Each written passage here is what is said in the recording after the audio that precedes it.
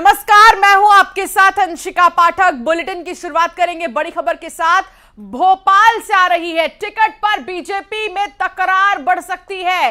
5वीं लिस्ट के बाद बगावत बढ़ने की आशंका है और 30 से 40 विधायकों के टिकट पर खतरा है। अब तक 136 प्रत्याशियों का ऐलान हो चुका है, लेकिन 94 उम्मीदवारों के नाम पर मंथन अभी जारी है। तो लगभग 136 उम्मीदवार ऐसे हैं जिनके नामों का ऐलान हो चुका है, लेकिन अभी भी कई ऐसे बचे हुए उम्मीदवार हैं। लगभग 94 उम्मीदवार ऐसे बचे हुए हैं जिनके नामों का ऐलान बाकी है। लेकिन उन 136 की अगर हम बात करें तो मध्य प्रदेश में चुनाव से पहले जाति जनगणना का मुद्दा जोर पकड़ रहा है। कांग्रेस नेता राहुल गांधी ने साफ कहा कि यदि सत्ता में आए तो सबसे पहले जाति जनगणना कराएंगे। और उधर बीजेपी 230 विधानसभा सीटों में से 136 पर उम्मीदवारों की घोषणा कर चुकी है।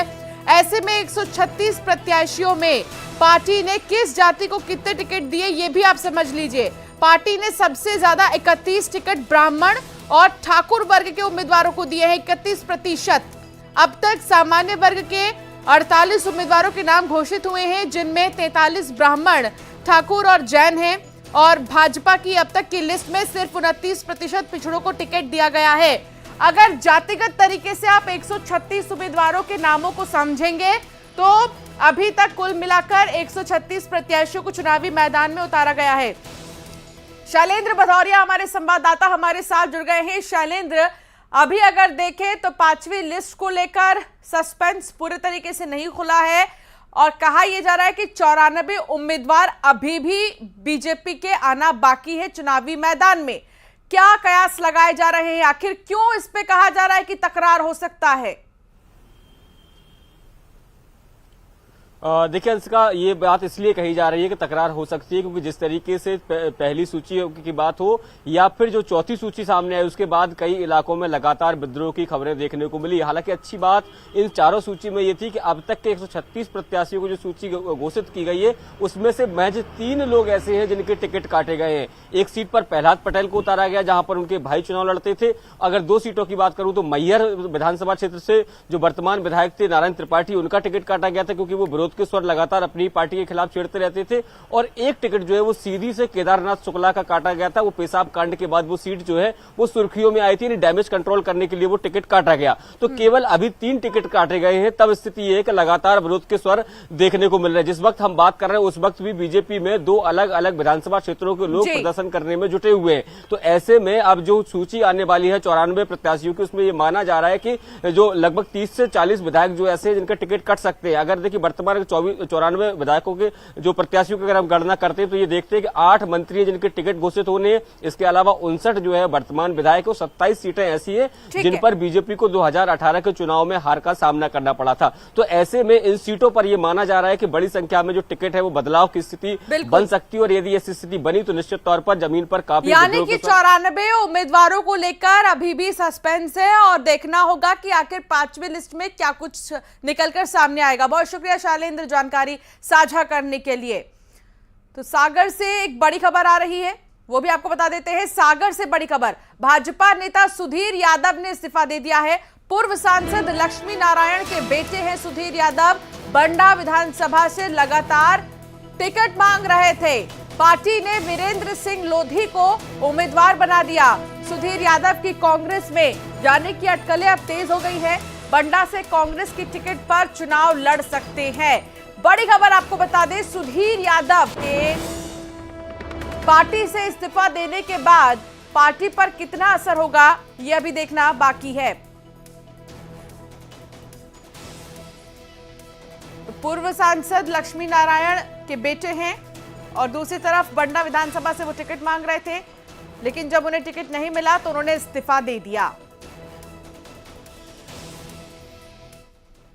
तो भोपाल से खबर है, जहां वरिष्ठ कांग्रेसी नेता दिग्विजय सिंह ने पीएफआई वाले बयान पर सफाई दे दी है।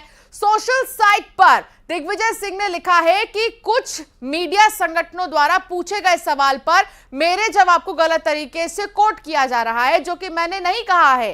सांप्रदायिकता भड़काने वाले संगठन पीएफआई का मैंने कभी समर्थन नहीं किया है। मैं धर्म के नाम पर सांप्रदायिकता फैलाने वाले व्यक्ति या संगठन के खिलाफ हूं और सदैव रहूंगा।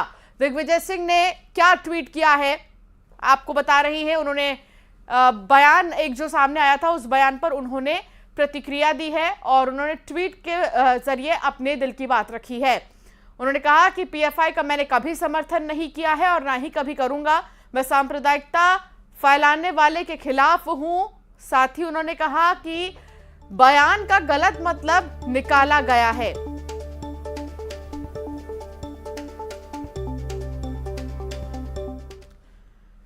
तो पूर्व मुख्यमंत्री दिग्विजय सिंह के पीएफआई पर दिए बयान को लेकर भाजपा ने पलटवार किया। विधायक रामेश्वर शर्मा ने कहा कि दिग्विजय सिंह ने एमपी को तबाह और बर्बाद किया और अब नया षड्यंत्र देश के अंदर चल रहा है। वो सनातन हिंदू हिंदुस्तान सेना के पक्ष में नहीं बोलेंगे और इस्लामिक कट्टर आतंकवाद के पक्ष में बोलते हैं। उनकी माने तो दिग्विजय सिंह जिन्ना का स्वरूप है।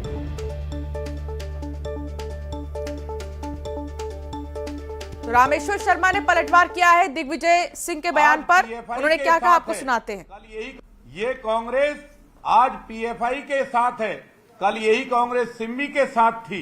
यही कांग्रेस आतंकवादियों को जी कहकर संबोधित करती थी। ये दिग्विजय सिंह जी जिन्ना का स्वरूप है। ये अलगाववाद, आतंकवाद और देशद्रोही गतिविधियों को सम्मान देने की कार्रवाई में निरंतर लगे हुए हैं। श्रीमान, सावधान रहना, इनसे संभल कर रहना। जो पीएफआई का समर्थन दिग्विजय सिंह जी ने और कांग्रेस ने किया है, इससे ये प्रतीत है कि पूरी कांग्रेस आतंकवाद की प्रवक्ता के रूप में काम कर रही है। और खबर भोपाल से, जहां 4 दिन कर्मचारी चुनाव की करवाने की बारीकियां सीखेंगे। शहर के 7 केंद्रों की 2 शिफ्ट में ट्रेनिंग होगी। बिना सूचना गायब रहने वाले कर्मचारियों पर निलंबन की कार्रवाई भी हो सकती है। EVM control unit, ballot unit, VVPAT machine की बारीकियां बताई जाएंगी। कुछ कर्मचारियों को रिजर्व में रखा गया है। इन्हें भी मतदान कार्य की ट्रेनिंग दी जाएगी। तस्वीरों के जरिए आपको दिखा रहे हैं आखिर किस तरीके से यहाँ पर कर्मचारियों को ट्रेन किया जा रहा है। और 7 केंद्रों में 2 शिफ्टों में ट्रेनिंग दी जाएगी। इसी के साथ हमारे संवाददाता ने इन केंद्रों का जायजा लिया, आपको दिखाते हैं। मध्य प्रदेश में चुनाव की तारीखों का ऐलान हो चुका है और मतदान को लेकर, मतगणना को लेकर अब चुनाव आयोग के साथ प्रशासन ने भी तैयारियां तेज कर दी हैं।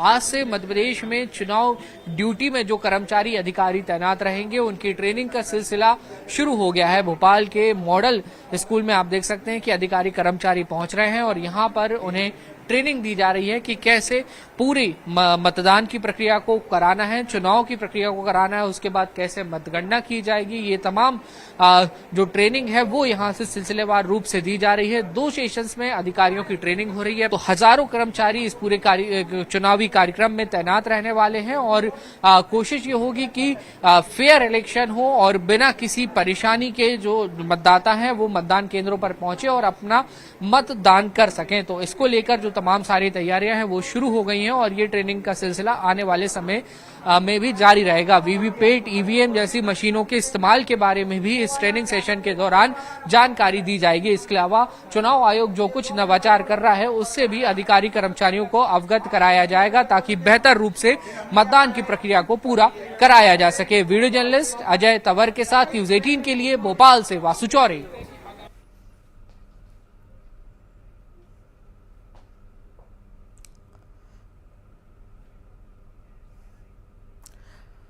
और प्रधानमंत्री नरेंद्र मोदी का दौरा, इससे पहले आपने देखा पिथौरागढ़ का, जहां वो गौरीकुंड गए थे, उन्होंने दर्शन किया था। अब वो बागेश्वर धाम पहुंचे हैं। यहां पर भी वो मौजूद संतों से मुलाकात करेंगे, बातचीत करेंगे। और आज का ये दौरा पीएम मोदी का बेहद खास है। इससे पहले आपने जब देखा कि वो पिथौरागढ़ गए, फिर उसके बाद वो बद्रीनाथ धाम पहुंचे, उन्होंने वहां पर दर्शन पूजन किया। बद्रीनाथ के बाद प्रधानमंत्री केदारनाथ भी आएंगे। लेकिन उससे पहले आप ये तस्वीर देखिए, गौरीकुंड में भी पीएम मोदी गए। और इस वक्त आप देख रहे हैं ये तस्वीर, प्रधानमंत्री नरेंद्र मोदी का दौरा बेहद अहम है और पीएम मोदी दर्शन पूजन कर रहे हैं। इसके साथ ही तमाम ऐसे श्रद्धालु इस प्राचीन मंदिर में आ चुके हैं। कई श्रद्धालु यहां पर पहुंचते भी हैं। दूर दराज से लोग यहाँ पर आते हैं क्योंकि बहुत ही अलग मान्यता है और बहुत ही ज़्यादा प्राचीन है ये मंदिर, जिसको लंबे समय से यहाँ पर पूजते आ रहे हैं लोग। यहाँ के पुजारी भी बताते हैं कि काफ़ी समय से श्रद्धालु यहाँ पहुँच रहे हैं। जागेश्वर धाम पहुँचे हैं पीएम मोदी और जागेश्वर धाम में दर्शन पूजन कर रहे हैं।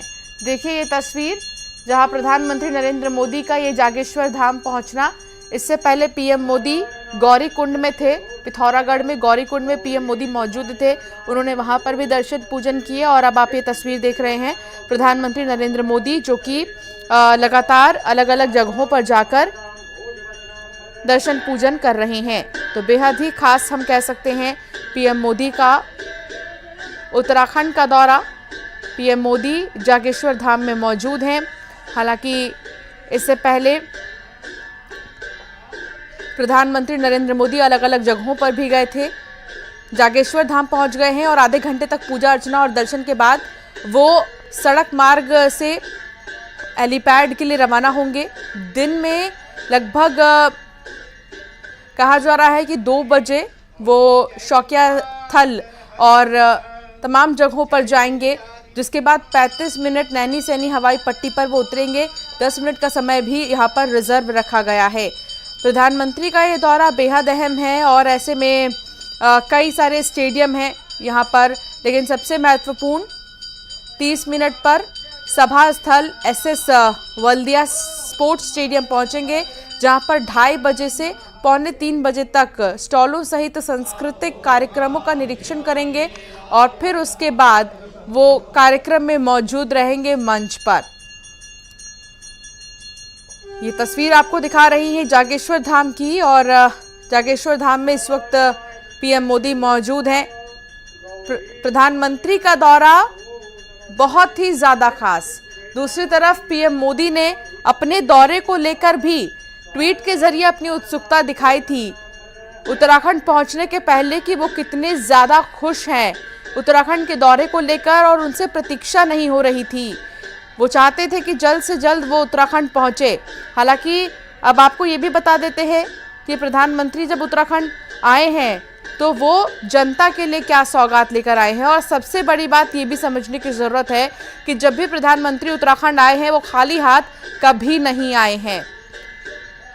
प्रधानमंत्री नरेंद्र मोदी पिथौरागढ़ दौरे पर मिनट टू मिनट कार्यक्रम आपको एक तरफ हम बता रहे हैं, तो दूसरी तरफ प्रधानमंत्री नरेंद्र मोदी कई 100 करोड़ की विभिन्न योजनाओं की सौगात देंगे। टनकपुर से घाट तक भूस्खलन क्षेत्रों के ट्रीटमेंट कार्य, एसडीआरएफ पे फायर सेफ्टी इंफ्रास्ट्रक्चर और रेस्क्यू उपकरणों का विस्तारीकरण होगा। 20 मॉडल कॉलेज, 15 हॉस्टल और कंप्यूटर लैब। हल्द्वानी स्टेडियम में हॉकी मैदान, मानस खंड के साथ साथ ही आपको बता दें कि मंदिर माला मिशन के तहत अल्मोड़ा के जागेश्वर धाम, पिथौरागढ़ के हाट कालिका, गंगोली हाट, नैनीताल के नैना देवी मंदिर के स्थापना विकास कार्यों का वो शिलान्यास भी करेंगे। इसके अलावा कौसानी बागेश्वर सड़क और तमाम जगहों पर भी प्रधानमंत्री जाएंगे और जायजा लेंगे। तो कुल मिलाकर कहा जाए तो पीएम मोदी का दौरा उत्तराखंड वासियों के लिए बेहद अहम है, क्योंकि उनके लिए बहुत सारी ऐसी योजनाएं हैं जो पीएम मोदी लेकर आ रही है। प्रधानमंत्री नरेंद्र मोदी पीएम जीएसवाई के तहत निर्मित सड़कों और पुलों का लोकार्पण करेंगे। मुख्य कार्यकारी अधिकारी की तरफ से भी लगातार जानकारियां साझा की गई हैं कि जो भी विकास कार्य पेंडिंग हैं उनको जल्द से जल्द पूरा कर दिया जाए और इसका लोकार्पण भी किया जाएगा। कई सारी सड़क ऐसी हैं जिनका निर्माण किया गया है, उनकी शुरुआत प्रधानमंत्री मोदी द्वारा की जाएगी। तो जागेश्वर धाम में आप देख रहे हैं प्रधानमंत्री नरेंद्र मोदी को, आप देख रहे हैं पुष्कर सिंह धामी देखिए यहाँ पर मौजूद हैं। पीएम के दौरे को लेकर पुष्कर सिंह धामी भी बहुत ज़्यादा खुश नजर आए और पुष्कर सिंह धामी ने भी ट्वीट कर कहा कि प्रधानमंत्री के आने से बहुत ज़्यादा खुशी हो रही है और उनके दौरे को लेकर तमाम जो तैयारियां हैं वो पूरी कर ली गई थी पहले से ही। और देखा गया कि आखिर किस तरीके से एक हफ्ते पहले से ही लगातार तैयारियों को दुरुस्त किया जा रहा था और अब प्रधानमंत्री क्योंकि आ चुके हैं तो यहाँ पर प्रदर्शनी भी लगाई गई है उत्तराखंड की खूबसूरती को, जागेश्वर धाम की खूबसूरती को। जागेश्वर धाम की अलग मान्यता है और यहाँ पर कई सालों से श्रद्धालु पहुंचते हैं दर्शन पूजन करने के लिए। और सौंदर्यीकरण आप देखिए कितने खूबसूरत फूलों से सजाया गया है पूरे धाम को। और यहाँ पर प्रधानमंत्री नरेंद्र मोदी पुष्कर सिंह धामी के साथ मौजूद हैं, जो अलग अलग प्रदर्शनी को देख रहे हैं। जो प्रदर्शनी लगाई गई है वहाँ पर मौजूद कलाकृतियों की, वहाँ पर मौजूद जो चीज़ें हैं उनके बारे में विस्तार से जानकारी दी जा रही है कि इनका महत्व है क्या आखिर।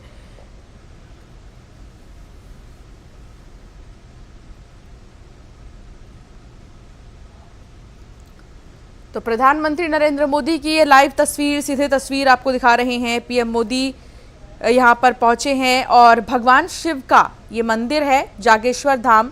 पीएम मोदी यहाँ पर पूजा अर्चना कर रहे थे और अब वो भ्रमण कर रहे हैं। आप सबसे पहले देखिए कि एक तरफ जहाँ आप सोच रहे होंगे कि बागेश्वर धाम चर्चा में है, इसी तरह उत्तराखंड में ये धाम बहुत प्रसिद्ध है। इसका नाम जागेश्वर है। जागेश्वर धाम उत्तराखंड के अल्मोड़ा ज़िले में है। जागेश्वर धाम भारत की ज्योतिर्लिंगों में से एक माना जाता है। जागेश्वर धाम भगवान शिव को समर्पित है। इस मंदिर का 2500 वर्ष पुराना इतिहास है। सनातन धर्म के लिंग पुराण, स्कंद पुराण और शिव पुराण में इस मंदिर का उल्लेख मिलता है। जागेश्वर धाम मंदिर में भगवान के नागेश रूप की पूजा की जाती है और इस मंदिर के अंदर कई शिलालेख और मूर्तियां भी मौजूद हैं। सबसे बड़ी बात ये देखिए आप कि यहाँ पर कितने सारे साधु संत भी मौजूद हैं जो प्रधानमंत्री के स्वागत के लिए आए हैं। तो देख रहे हैं आप ये तस्वीरें 2500 वर्ष पुराना ये धाम है। जागेश्वर धाम के बारे में मान्यता है कि भगवान शिव के लिंग स्वरूप की पूजा यहीं से शुरू हुई थी। देवदार के पेड़ों से घिरा ये मंदिर 100 छोटे छोटे मंदिरों के समूहों से मिलकर बना है। धार्मिक ग्रंथों के अनुसार जागेश्वर धाम मंदिर में भगवान शिव और सप्त ऋषियों ने तपस्या की शुरुआत की थी। इस मंदिर को गौर से देखें तो पता चलता है कि इसकी बनावट काफी कुछ केदारनाथ मंदिर जैसी है। आप इसको देखिए, इस मंदिर की बनावट को देखेंगे तो आपको ठीक केदारनाथ जैसा ही नजर आएगा। लेकिन इस मंदिर में मुख्य तौर पर भगवान शिव की पूजा होती है। इसके अलावा भगवान विष्णु, देवी शक्ति और सूर्य देवता के भी यहाँ पर मंदिर है। वहीं चंडी मंदिर, कुबेर मंदिर, मृत्युंजय मंदिर, नंदा देवी या नौ दुर्गा आप कह सकते हैं, नवग्रह मंदिर, भैरव बाबा मंदिर के भी यहाँ पर जो प्रतियां हैं रखी गई हैं, जिनके लिए आरती कर रहे हैं प्रधानमंत्री नरेंद्र मोदी। इस मंदिर में आकर लोग अभूतपूर्व मानसिक शांति की अनुभूति करते हैं। और आप जागेश्वर धाम की अद्भुत तस्वीर देख रहे हैं जहां पर आम लोग, जो ग्रामीण लोग हैं यहाँ के, वो भी पहुंचे हैं क्योंकि उनके इलाके में प्रधानमंत्री नरेंद्र मोदी पधारे हैं। और इस बीच बड़ी खबर आ रही है रायपुर से, जहां खतरे में 8 कांग्रेस विधायकों का टिकट है। 8 विधायकों का टिकट कट सकता है। सूत्रों के हवाले से खबर आ रही है कि 8 विधायक ऐसे हैं जिनके लिए समस्या है, उनका टिकट कटा है। सूत्रों के हवाले से जानकारी मिल रही है। यह भी पता चल रहा है सूत्रों के हवाले से कि इनका टिकट कट सकता है। जगदलपुर विधायक रेखचंद जैन, चित्रकूट विधायक राजमन बेंजाम, नारायणपुर विधायक चंदन कश्यप, अंतागढ़ विधायक अनूप नाग, मोहल्ला मानपुर विधायक इंद्र शाह मंडावी, डोंगरगढ़ विधायक भुवनेश्वर बघेल, खेरागढ़ विधायक यशोदा वर्मा, पंडरिया विधायक ममता चंद्राकर, सभी 8 विधायकों का टिकट कट सकता है। ये सूत्रों के हवाले से जानकारी मिल रही है। हालांकि अभी कांग्रेस ने अपने पत्ते नहीं खोले हैं और एक भी हम कह सकते हैं कि उम्मीदवारों को लेकर कुछ कहा नहीं जा सकता। लेकिन फिलहाल सूत्रों के हवाले से जानकारी कि इन 8 उम्मीदवारों के लिए मुसीबत है। और मुख्यमंत्री शिवराज सिंह चौहान का एक बार फिर संवेदनशील चेहरा देखने को मिला है। सीएम ने अपने भांजे मिसबाह की गुहार सुनते हुए उसके पिता के इलाज की व्यवस्था सुनिश्चित कराई है। बता दें कि मिसबाह ने चुनाव प्रचार के दौरान मुख्यमंत्री को एक पत्र दिया था। इस पत्र में उसने पिताजी के इलाज के लिए गुहार लगाई थी और अब एम्बुलेंस पहुंच चुकी है पिताजी के इलाज के लिए। सीएम ने मासूम की गुहार सुन ली।